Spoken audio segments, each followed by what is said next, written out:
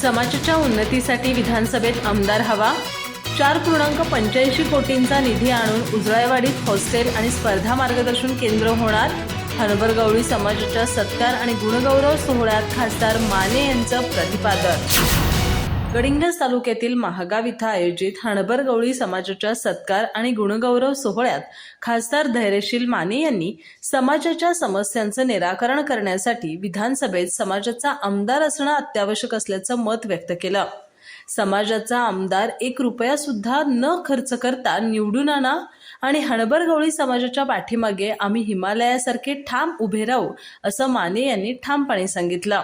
उजळाईवाडी इथं हणबरगवळी समाजाच्या विद्यार्थ्यांसाठी 4.85 कोटी रुपयांचा निधी मंजूर झाल्याचं त्यांनी जाहीर केलं. या निधीतून मुलामुलींसाठी हॉस्टेल आणि स्पर्धा परीक्षांचं मार्गदर्शन केंद्र उभारलं जाणार आहे. समारंभाच्या अध्यक्षस्थानी समाजाचे कार्याध्यक्ष बाळासाहेब कलागते होते. डॉक्टर गंगाधर भस्कोटी यांनी यावेळी समाजाच्या एकजुटीचं महत्त्व अधोरेखित केलं आणि समाजाच्या उन्नतीसाठी कटिबद्ध असल्याचं सांगितलं.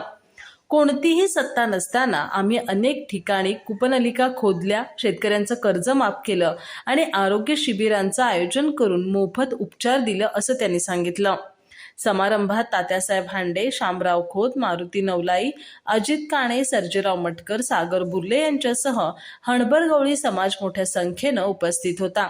कार्यक्रमाचं सूत्रसंचालन संयम हुक्केरी यांनी केलं, तर आशीर्वाद आणि आभार गुरुसिद्धेश्वर स्वामीजी मजलटी यांनी मानले.